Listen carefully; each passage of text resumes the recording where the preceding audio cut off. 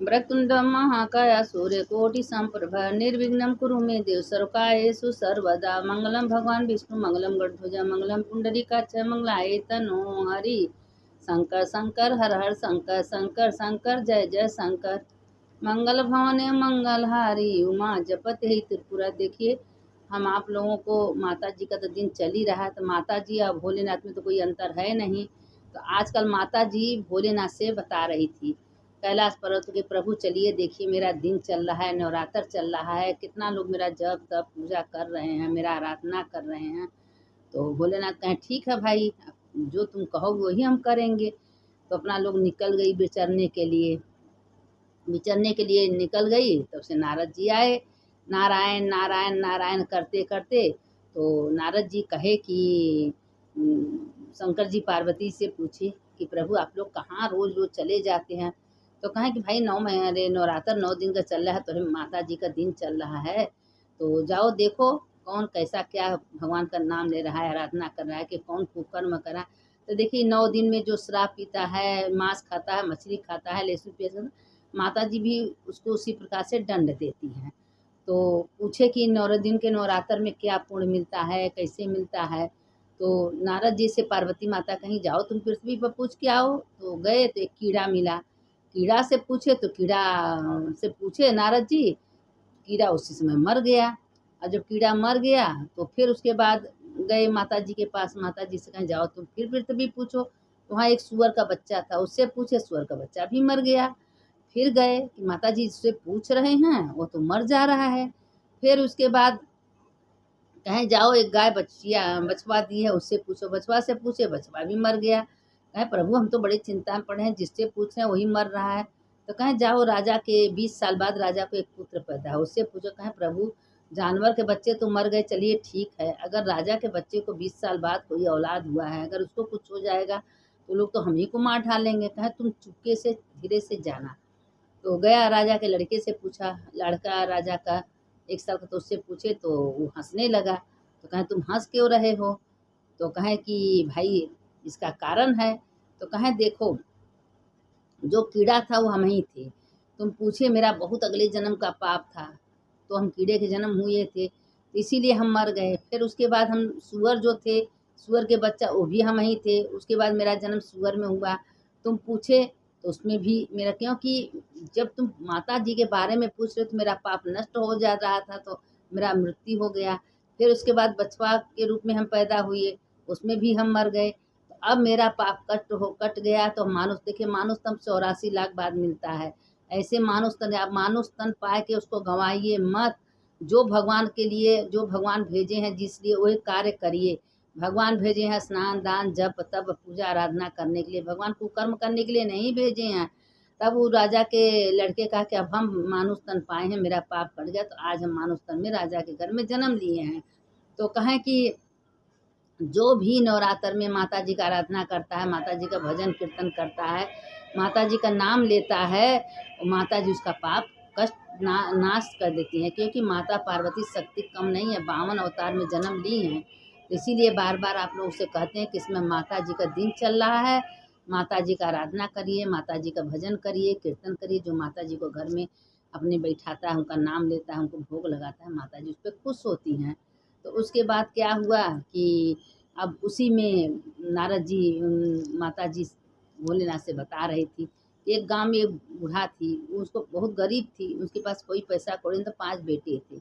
लेकिन धीरे धीरे उसी में अपना पूजा पाठ करती थी, किसी तरह से माता जी को घर में बैठाई थी और 5 बेटे को किसी तरह पालन पोषण किए। धीरे धीरे 5 बेटा बड़ा हो गए, कुछ कमाने धमाने लगे। तो बड़ी बहू भी आई तो माता जी का अपने सास का इज्जत सम्मान करने लगी, उनका व्यवस्था कर दी। तो कहें चलिए खुश हो गई कि मेरा बहू आई, हमारा हाथ बटाई, हम भजन कीर्तन करेंगे।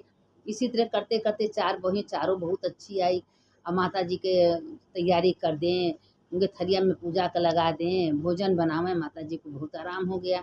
माता जी सत्संग में, जहाँ शिव चर्चा, शिव कथा, शिव पुराण होता तो वहाँ जाती थी, जहाँ माता जी का भजन कीर्तन आराधना होता तो वहाँ जाती थी। सबसे कहती कि मेरी बहुएं आ गई हैं, हमको आराम हो गया, हम माता जी के भजन कीर्तन में लग गई।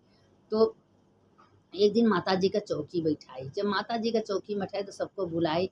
तो वो माता जी जो छोटी बहू जब आई, तो छोटी बहू दूसरे घर का आई थी।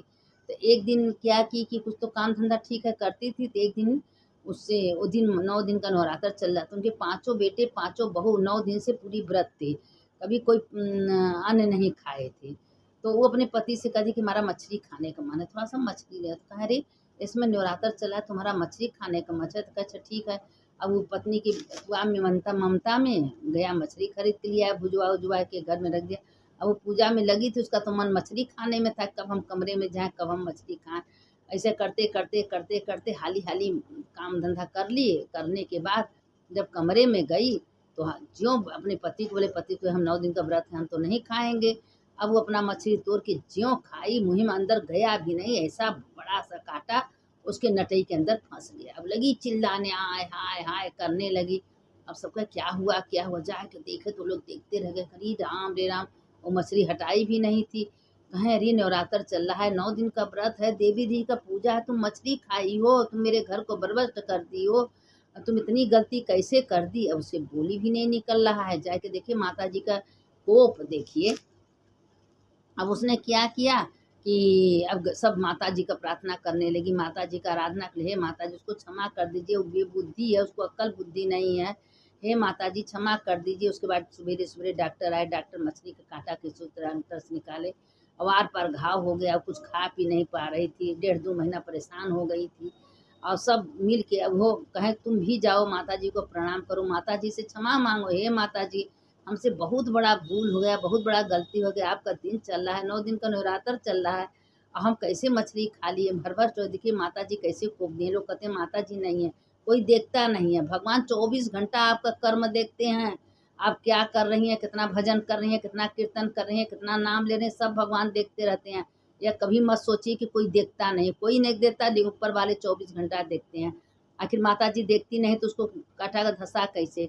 फिर अंत में माता जी को प्रार्थना मांगी कि हे माता जी जब नवरात्र आएगा तो हम 9 दिन का व्रत रहेंगे, हम आपका आराधना करेंगे, पूजा करेंगे, आपका दर्शन करेंगे, हे माता जी हमको क्षमा कर दीजिए। तो माता जी कृपा की, उसका घाव ठीक कर दी। उसके बाद से पाँचों बेटे, पाँचों बहू हैं।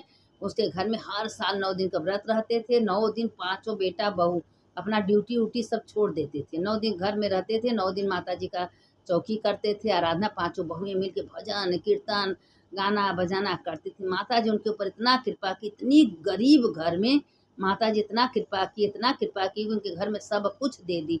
धन धान रुपया पैसा, बाल बच्चे सब कुछ हो गया।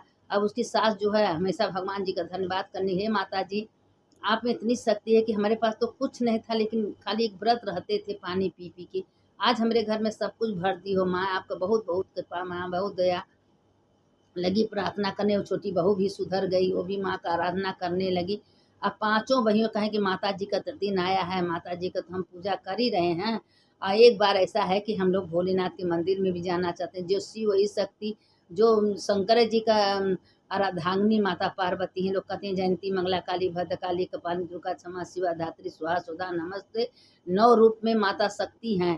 तो भोलेनाथ को एक मिनट शक्ति छोड़ती नहीं, हमेशा साथ साथ में रहती हैं। तो वो लोग कहें कि हम लोग तो माता जी का आराधना कर रहे हैं, हम लोग भोलेनाथ का भी आराधना करना चाहते हैं। तो कहें कि ठीक है, कहें जो भोलेनाथ के मंदिर में जाता है, शिव पुराण सुनता है, शिव कथा सुनता है और जहाँ शिव जी का चर्चा होता है वहाँ जाता है और 1 लोटा भोलेनाथ का जल चढ़ाता है, भोलेनाथ से प्रार्थना करता है, भोलेनाथ समस्त पाप नष्ट करता है। जो भोलेनाथ का नाम भी सुन लेता है और कहीं कथा कथा वाचना भगवान का दर्शन पूजा होता है, उसमें सम्मिलित हो जाता है, समस्त पाप तत्काल भोलेनाथ नाश कर देते हैं। तुम्हारे सारे पाप नष्ट हो गए, तुम शुद्ध हो गए हो, तुम बढ़िया आत्मा हो गए हो। तो अब वो पांचों भैये अपना भोलेनाथ भी मंदिर में जान, तो वहाँ पार्वती जी का, गणेश कार्तिक सबका मूर्ति था। अब उसी में भजन कीर्तन गाना बजाना करने लगी। शाम को करते करते पूरी गांव जुट जाता था।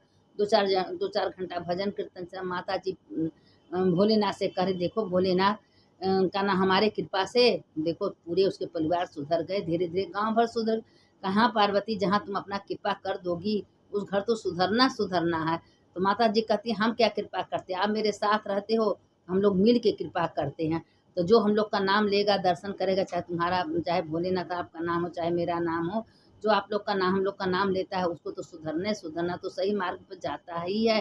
और उसका कोई काम रुका नहीं रहता, सारे काम भोलेनाथ माता पार्वती मिलके कैसे पूरा कर देती हैं पता भी नहीं चलता। तो आप खाली विश्वास करिए कि जो काम कर रहे हैं मेरे भगवान कर रहे हैं, मेरे भोलेनाथ कर, उन्हीं की कृपा से सारा काम हो रहा है। माता पार्वती दुर्गा माता कर रही हैं। और जो उनके 9 दिन के देवी में आराधना करता है, भजन कीर्तन करता है, 9 दिन व्रत रहता है, दीप दान करता है, माता जी उसके घर में कृपा हमेशा बनाए रहती हैं। कहती हैं कि उसके घर में पाप नहीं आता है, उसके घर में भगवान की ही कृपा होती है। तो इसीलिए कहते हैं कि देखिए आप लोग ये 9 दिन का दिन व्यर्थ मत समझिए, 9 दिन का खिलवाड़ मत करिए। 9 दिन में माँ का ज्योति जलाइए, आराधना करिए, भजन कीर्तन करिए, माँ का कथा सुनिए। रोज नहीं हो सकता है तो एक अध्याय रोज अध्याय पढ़िए। माता जी जो दुर्गा सप्तशती, अर्घला, कीलक, कवच पढ़ता है, एक अध्याय पढ़ता है, माता जी बहुत खुश होती हैं। तो इसीलिए कहते हैं कि माता जी का आराधना करिए, माता जी का पूजा करिए। और जो वही शक्तिपीठ है 51 जगह माँ का, वही ज्वाला देवी, नैना देवी, कांगड़ा देवी, यही माता जी सब जगह अपने रूप में अलग अलग रहती हैं। तो माता जी कोई अलग नहीं, एक ही पार्वती का रूप माता हर जगह जगह विराजमान है। तो शंकर जी का अर्धांगिनी माता हैं। तो इसीलिए देखिए माता जी के 9 दिन का दिन माता जी के लिए ही रखे गए हैं। तीन मन सब भजन दर्शन पूजा पाठ करिए, माता जी का आराधना करिए, माता जी उसके ऊपर अपना कृपा दृष्टि बनाए रखती हैं। अब भोलेनाथ का भी करिए, जहाँ माता जी रहेंगे वहाँ भोलेनाथ को तो रहना ही रहना है। कोई ऐसा मंदिर नहीं है कि जहाँ विष्णु भगवान हो और जहाँ दुर्गा माँ हो, पार्वती माँ हो, वहाँ भोलेनाथ न हो। कोई ऐसा मंदिर नहीं है, कोई भी देवता हो वहाँ भोलेनाथ को होना ही होना है। चाहे हनुमान हो, चाहे गणेश हो, कोई भी देवता हो, वहाँ भोलेनाथ की मूर्ति हमेशा रहती है। तो भोलेनाथ कहते हैं कि भाई जो भोलेनाथ को एक लोटा जल चढ़ाता है तो भोलेनाथ के नीचे पार्वती रहती है, गणेश का सब तो नहीं में रहते हैं। तो वो भगवान कहते हैं कि हमारे मंदिर में कोई आ जाता है, तुम्हारा नाम आराधना ले ना ले, तो हम तो उसको कृपा कर ही देती हैं। तो इसीलिए कहते हैं कि चलते उठते बैठते अपना भजन कीर्तन करें, अपने जीवन को सार्थक करें। मानुष तन बड़े भाग्य से मिलता है। 84 लाख जो इनके बाद ये मानुष तन मिलता है, इसको व्यर्थ मत जाने दीजिए आप लोग। क्योंकि ये पैसा कौड़ी सब भगवान ही देते हैं। पैसा आज है कल नहीं रहेगा, लेकिन जो कर्म है वही कर्म आपके साथ जाएगा। अच्छा कर्म कर रही हैं, स्नान दान जब तब पूजा पाठ, भगवान का नाम, तो वही आपके साथ जाएगा। सत्संग तो रोज करना चाहिए, घड़ी आधे में पुण्य। जो एक घड़ी सत्संग सुनता है, देवी का भोलेनाथ का आराधना करता है, वही साथ में जाएगा। बार बार हम कहते हैं कुछ जाने वाला नहीं है। बड़े बड़े अरबपति करोड़पति भी वही बांसे के लकड़ी पर जाएंगे, गरीब है वो भी बांसे के लकड़ी पर जाता है। वो सोने चांदी की लकड़ी उसको नहीं मिलती, वही भी मनकन का घाट पर जाएगा। वो भी देखिए गंगा जी का कम महत्व नहीं है। गंगा जी में अगर किसी का पार्थिव शरीर चल जाता है, बह जाता है, तो उसको मुक्ति ही मुक्ति मिलना है। एक बहुत दिन के बाद एक सियार का हड्डी पड़ी थी, गंगा जी का जब बाढ़ आई तो हड्डी उसको मुक्ति मिल गई। तो गंगा माँ खिलवाड़ मत समझिए, गंगा माँ बहुत देवों के देव दुर्लभ है। एक बूंद अगर गंगा जल आपके शरीर में जाता है तो दिन भर 24 घंटा काम करता है। तो इसलिए सवेरे सवेरे आप लोग नहा धो के एक तुलसी का पत्तर, गंगा जल थोड़ा सा आसमनी कर लीजिए। जिंदगी कोई भरोसा नहीं, 24 घंटा में कब मेरा समय आ जाए कोई नहीं जानता है। तो इसीलिए गंगा माँ का अगर नाम उच्चारण कर देती हैं 4 कोस दूरी पर, तो गंगा माँ उसके ऊपर अपना कृपा करती हैं। तो गंगा माँ भी मामूली नहीं है। तो इसीलिए कहते हैं कि देखिए पैसा कुछ नहीं होता है, खाली अपना भगवान का भजन कीर्तन, नाम ही, कलयुग में तो नाम ही आधार है। काम करते रहिए, भगवान का नाम लेते रहिए। भोलेनाथ आपने सब करे, मन से नाम तो लेना है, तो मन से भगवान का आराधना करते रहिए। अब शरीर से काम करते रहिए। अरे क्या है, श्री शिवा नमस्तुभ्यम, ओम नमः शिवाय, कुछ भी मंत्र, राम कृष्ण कुछ भी बोलिए, लेकिन भगवान का मंत्र बोलते रहिए, वही साथ जाएगा। कुछ जाने वाला नहीं है, सब यही जग रह जाएगा। आत्मा एक बार निकल जाएगा, कभी जिंदगी में आप लौट के उस घर में नहीं आएंगे। तो अपने जीते जी चलते पर, जब तक आपका शरीर चल रहा है तब तक कर लीजिए, क्योंकि फिर करने का मौका नहीं मिलेगा। सुनने वाले की जय, सुनाने वाले की जय। इसके आगे कथा कल भेजेंगे। शंकर शंकर हर हर शंकर, शंकर शंकर जय जय शंकर। मंगल भवने मंगल हारी, उमा जपत यही त्रिपुरारी। सुनने वाले की जय हो, सुनाने वाले की जय हो। जो ये घड़ी आधे घड़ी सुनता है उसका भी जय होता है, जो सुनाता है उसके भी जय।